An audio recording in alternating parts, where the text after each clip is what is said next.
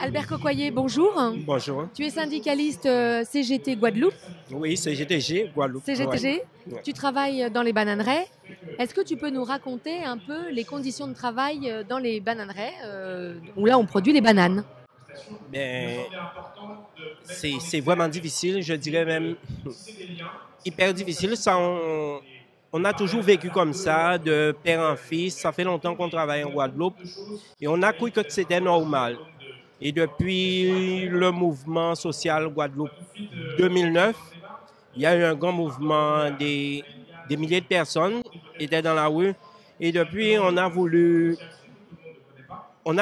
aussi se lancer. Et là, moi, j'étais chef d'équipe. Je ne me rendais pas compte vraiment que le travail était aussi difficile en Guadeloupe. Alors, il consiste en quoi concrètement? De produire, il y a énormément de postes. Donc, en gros, ce qui nous cause vraiment de problème, c'est le travail final, vraiment, pour pouvoir expédier les régimes de bananes. Donc, depuis quelques années, les régimes sont devenus, comme j'expliquais tout à l'heure, les régimes sont devenus vraiment trop imposants. C'est ça, c'est-à-dire que depuis que les salariés des bananeraies ne meurent plus de cancer de la prostate suite à la contamination au chlordécone, qui a constitué un scandale qui a supposé le changement de modèle de production, vous produisez de la banane de façon moins industrielle, mais les régimes de bananes ont beaucoup augmenté. Ils sont beaucoup plus lourds et vous faites face à d'autres problèmes de conditions de travail. À entendre ce que j'ai entendu dans le débat là, je croyais que c'est directement qu'on pouvait en mourir.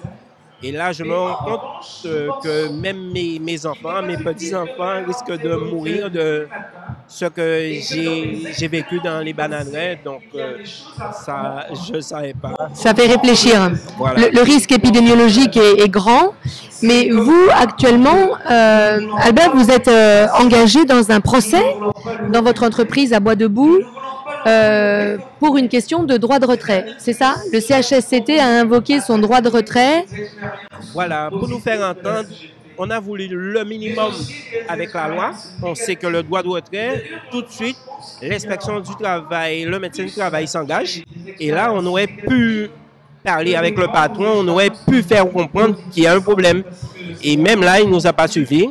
Il a refusé carrément. Parce que le problème pour vous, c'était que les régimes étaient trop lourds et que la hauteur à laquelle il fallait aller les traiter était trop haut.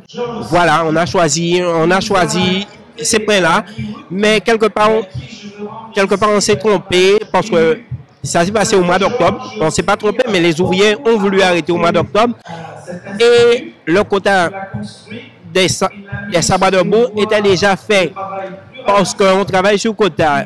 Il y a un nombre de tonnes à fournir et là on avait déjà fourni le tonnage. C'est pour ça que ça a traîné. C'est pour ça que le patron, il avait déjà les 80%. D'accord, donc vous n'avez pas réussi à établir le rapport de force stratégique qu'il vous fallait. Voilà. Mais vous avez souhaité simplement faire respecter la loi. C'est ça. Donc vous vous êtes arrêté de travailler pendant 6 semaines. 6 semaines. D'accord, en respectant la loi. Et aujourd'hui, il y a un procès qui est en cours et dont on saura la décision le 5 octobre. Le 5 octobre. On ne sait pas si ça sera renvoyé encore parce que normalement c'était le 9 octobre. Et là, on nous parle de... C'était le 9 septembre et là, on nous parle d'octobre. Donc, on sait avec les planteurs de bananes, c'est difficile parce que quand on parle de planteurs de bananes, on parle de béquets. On parle de béquets, c'est assez difficile à comprendre en Guadeloupe. Il y a des familles. Il y a des familles qu'on appelle les béquets, ils sont là depuis l'esclavage et ils se maintiennent, ils ne se mélangent pas aux autres. Et ces gens-là, ils sont beaucoup plus difficiles à faire comprendre qu'on n'est plus dans les années 1800. Ça ne va pas s'arrêter. Vu le confort qu'ils ont, on est là pour longtemps si on ne se bat pas vraiment, si la France ne s'engage pas. Quand je parle de la France, de la loi, si la loi ne s'engage pas. Mais c'est aussi la question du rapport de force entre un travailleur et un patron et le code du travail.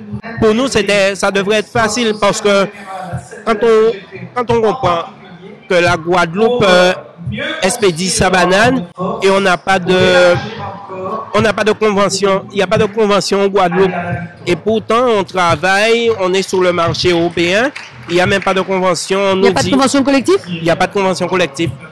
Et puis, on travaille en banane, il n'y a pas de retraite complémentaire, on n'a pas de 13e mois, on gagne le minimum, le SMIC. Il n'y a pas d'évolution de salaire, d'ancienneté, il n'y a rien. On est là. Tout ça est à faire.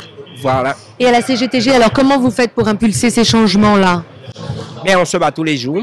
Mais je suis là parce que je suis le seul délégué. Le seul délégué parce que on est un comité d'entreprise. Les autres entreprises de la Guadeloupe sont découpées pour ne pas avoir de comité d'entreprise.